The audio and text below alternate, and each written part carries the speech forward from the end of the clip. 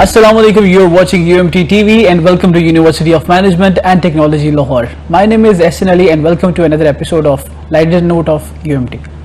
आज हमारे साथ एक ऐसी शख्सियत मौजूद हैं जिनका ताल्लुक हेल्थ सेक्टर से है। हमारी रोज़मर्रा ज़िंदगी में हम लोग बहुत बिजी होते जा रहे हैं और हम लोग अपनी हेल्थ का बिल्कुल ख्याल नहीं रखते। और अब इस पेंडेमिक के अंदर जहां हमें वैक्सीनेशन लगवानी चाहिए, वहां पे बहुत सारे लोग जो हैं अभी भी कॉन्शियस हो रहे हैं कि वैक्सीनेशन क्यों लगवानी चाहिए। इसके ऊपर हेल्थ सेक्टर की कितनी इंप्रूवमेंट्स हुई हैं, क्या क्या इनोवेशंस आ रही हैं, नेक्स्ट कितनी जिद्दत आएगी हेल्थ सेक्टर के अंदर पाकिस्तान में स्पेशली, और हम इंटरनेशनली हेल्थ स्टैंडर्ड्स को कितना मेंटेन करके रखे हुए हैं, इस पे आज हम बात करेंगे। आज हमारे साथ मौजूद हैं जहांजेब गोंदल साहब, आज हम उनसे बात करेंगे। अस्सलाम वालेकुम सर, वेलकम टू यूनिवर्सिटी, कैसे हैं? वालेकुम अस्सलाम सर, सबसे पहले तो आपका शुक्रिया, आपने इस टॉपिक पे बात करने के लिए मुझे बुलाया और बड़ा इंटरेस्टिंग क्वेश्चन आपने किया। जब हम हेल्थ सेक्टर की बात करते हैं तो पाकिस्तान में अगर किसी भी सेक्टर को देखना हमें पड़े तो जैसे आप देखते हैं कि Pakistan is not a developed country, हम डेवलपिंग नेशन है और हमारे डिफरेंट सेक्टर्स हैं, उसमें एजुकेशन है, इंफ्रास्ट्रक्चर है और हेल्थ है। सर अभी हम ग्रो कर रहे हैं, अभी हम मर्जिंग स्टेज में हैं, तो हेल्थ सेक्टर को मैं ये कहूं कि बहुत बेहतरीन चल रहा है। ये भी सोसाइटी के जो दूसरे पार्ट्स हैं उनकी तरह आहिस्ता आहिस्ता ग्रो कर रहा है। हमारे बहुत से मसाइल हैं जिसमें सियासी हैं, इकोनॉमिक के हैं, फाइनेंस के हैं, इंफरादी हैं, उसी तरह हेल्थ का भी मसला है सर। लेकिन मैं ये जरूर कहूंगा कि हम स्लोली बट ग्रेजुअली आगे की तरफ बढ़ रहे हैं और हेल्थ सिस्टम में इंप्रूवमेंट्स मजीद आ रही हैं। तो जहां से हेल्थ इंटरवेंशंस का आगाज हुआ तो सर 2000 में यूएन ने एक बेसिकली MGD के नाम से एक शेयर किया था डेवलपिंग कंट्रीज के लिए, मिलेनियम डेवलपमेंट गोल्स। उसमें जो पाकिस्तान जैसे ममालिक थे, जो भी डेवलपिंग स्टेट में हैं, जो भी डेवलप कर रहे हैं, उनके लिए कुछ उन्होंने पैरामीटर सेट किए थे सर, एजुकेशन के हवाले से भी थे और दूसरे मसाइल जो हमें सामना करना पड़ा उनके हवाले से भी थे।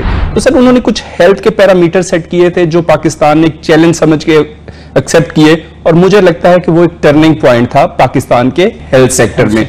वहां से बेसिकली हमने ग्रो करना शुरू किया सर। उसमें कुछ 5-6 चीदा पॉइंट्स मैं आपको बता देता हूं कि पब्लिक और प्राइवेट पार्टनरशिप का था सर, वर्टिकल प्रोग्राम्स का था और इसके अलावा डेवलपमेंट प्रोग्राम स्टार्ट किए गए थे। तो सर जो 2000 से पहले हमारी सेहत की हालत थी उससे अब बहुत बेहतर है।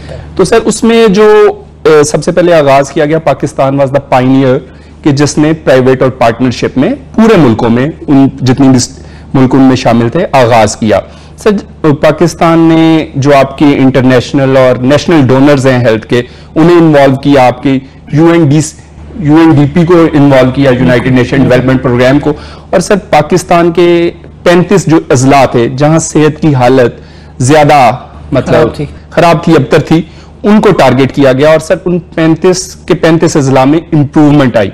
इसके अलावा सर जो पाकिस्तान के बेसिक मसाइल हैं सेहत में, जो एक आम आदमी को होते हैं, उनमें एक आपका न्यूट्रिशन का मसला है, जच्चा बच्चा की सेहत है और इस तरह के मसाइल हैं। तो सर बेसिकली गवर्नमेंट ने मिलकर ना 29 ऐसे अजला जिनमें ये कंडीशन सबसे पुअर थी उन्हें सिलेक्ट किया और वहां ये प्रोग्राम इंप्लीमेंट किया और सर अल्हम्दुलिल्लाह वहां 29 के 29 अजला में इसे एक्सेप्ट किया गया।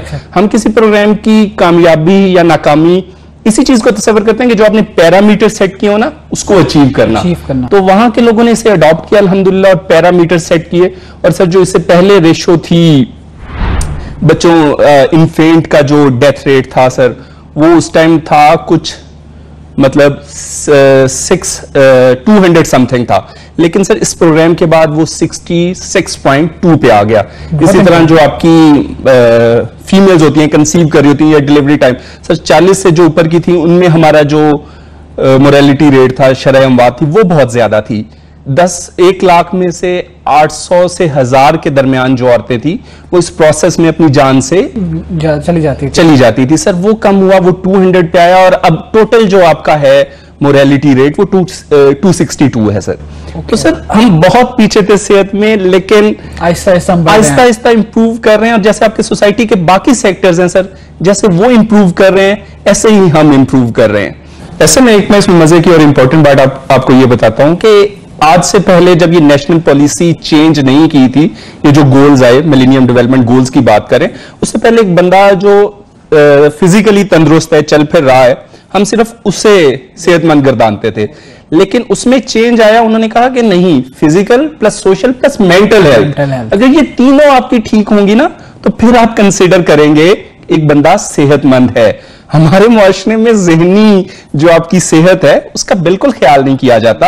अगर कोई तंदुरुस्त फिर रहा है तो आप उसे सेहतमंद कर देते हैं, हालांकि आपकी जो मेंटल हेल्थ वो बहुत इंपॉर्टेंट है एक प्रोडक्टिव सिटीजन बनने में। और जैसे इसी तरह प्रोग्राम्स की बाकी बात कर रहा था, मैं दोबारा टॉपिक की तरफ आता हूं, तो जब ये इंटरवेंशंस हुई, जब इन चीजों को अप्लाई किया गया तो सर अब अल्हम्दुलिल्लाह 90% जो आपकी रूरल पॉपुलेशन है उनको 5 किलोमीटर के अंदर सेहत की सहूलियात मुयस्सर है, और आपकी जो अर्बन पॉपुलेशन है उस वो तो 100% एक्सेस कर सकती है इन सहूलियात की तरफ। हाँ, लेकिन सहूलियात कितनी है, किस तरह की हैं, उस पर अभी क्वेश्चन है, क्योंकि उसमें भी हम इंप्रूव कर रहे हैं। और एक और मैं मतलब हमारी कहा जाता है कि हम हुकूमत जो है या जितना भी है हेल्थ सेक्टर को बिल्कुल फ्री कर दिया गया, ऐसा नहीं है, ये मिसकंसेप्शन है।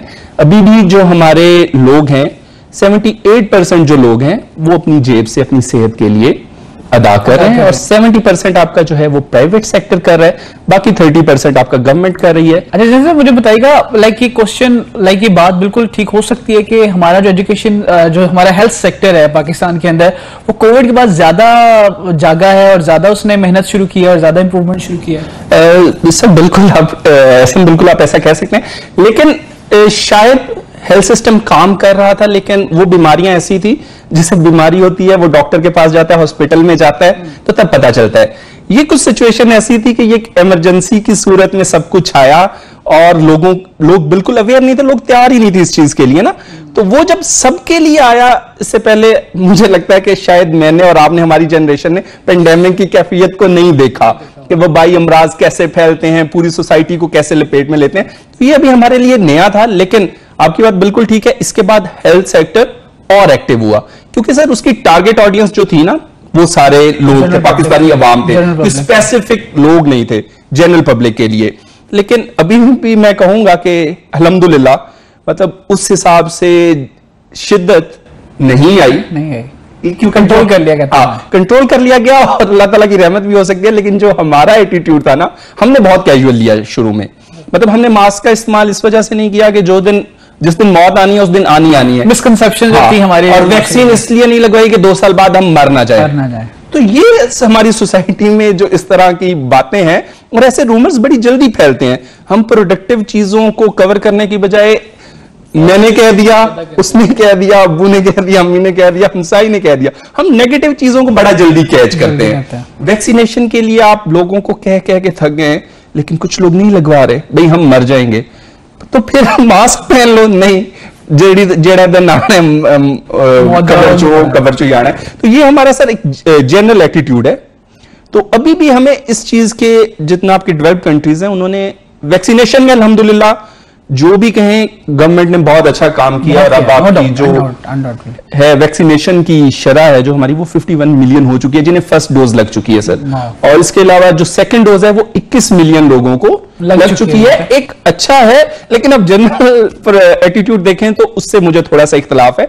हम लोग एक्सेप्ट नहीं करते, हम लोगों को धक्के लगवा लो, थोड़ा सा पुश करना पड़ता है चीजों को, हम रिलेक्टेंट होते हैं। स्ट्रिक्ट लॉ पे हम लोग ज्यादा असरअंदाज होते हैं शायद। जी, शायद साइकी कुछ ऐसी है बरसगीर पाको इनकी, या क्या है, हमें बहुत ज्यादा कन्विंस करना पड़ता है एक अच्छी चीज के लिए, और बुराई शायद हम देख के भी सीख लेते हैं। अच्छा, मुझे बताइएगा, पोलियो की अगर हम बात करें, पोलियो जिस तरह पूरी दुनिया में तो ऑलमोस्ट खत्म हो गया, सिर्फ एशियन ममालिक में रह गया, और अब तो बल्कि मेरे ख्याल है कि हमें टारगेट भी दिया गया कि इतने साल से पहले आप करें तो इंटरनेशनली बैन लग सकता है। इस पे भी बहुत सारी मिसकंसेप्शंस और वो जो अजीबोगरीब से रूमर्स फैले हुए थे, इस पे थोड़ा सा मुझे बताइएगा कितना काम हो रहा है और कितना हो सकता है। अच्छा सर, पंजाब में तो अब पिछले दिनों कैंपेन चली, और फिर उसके बाद स्पेसिफिकली उन एरियाज को टारगेट किया गया जहां पोलियो था।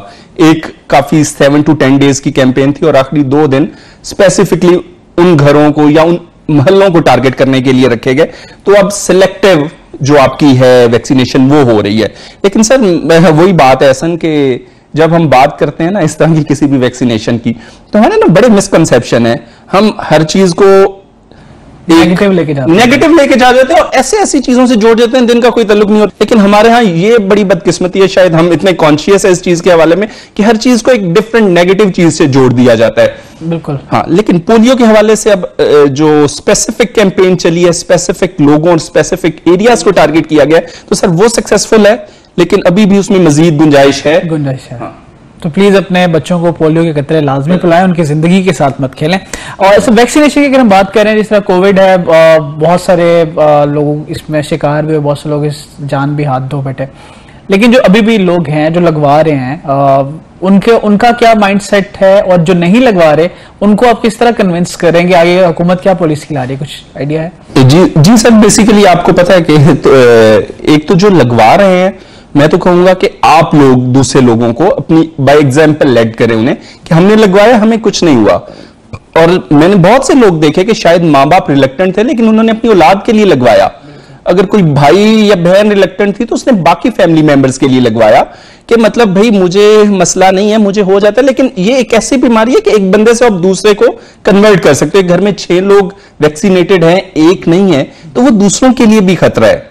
तो लोगों ने इस बात को समझा और इस पे अमल किया। इस तरह काफी लोग गए, और मैं अपने पेरेंट्स को लेके गया, आप लेके गए होंगे, सारे लेके जा रहे हैं, और अल्हम्दुलिल्लाह मैं वैक्सीनेशन करवाने के बाद आपके सामने तंदुरुस्त बैठा हूं और आपके पास एग्जांपल्स हैं। लेकिन सर जो नहीं लगवाते वो बेसिकली वही वाली है जो उसमें कोई सदाकत तो नहीं है कि रूमर्स पे बिलीव करके चिप फिट कर दी जाएगी, आप चलते चलते ब्लैंक हो जाएंगे, आपको रोक दिया जाएगा, आप रोबोट बन जाएंगे।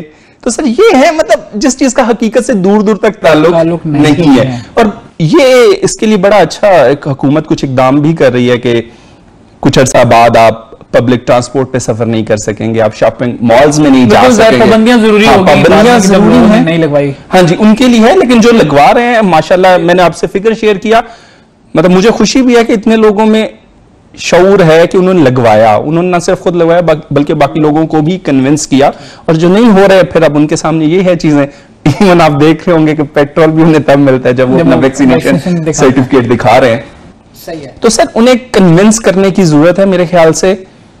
आप उन्हें फैक्ट्स एंड फिगर्स और इस तरीके से समझाएं, ज्यादा लोग समझ रहे हैं, जो नहीं है फिर वो समझ जाएंगे। अच्छा, मुझे बताएगा कि अभी भी हेल्थ सेक्टर जिस तरह है हमारा पाकिस्तान के अंदर, अभी भी बहुत सारी ऐसी बीमारियां हैं जिनका इलाज पाकिस्तान में नहीं है, उसके लिए बाहर जाना पड़ता है, करना पड़ता है।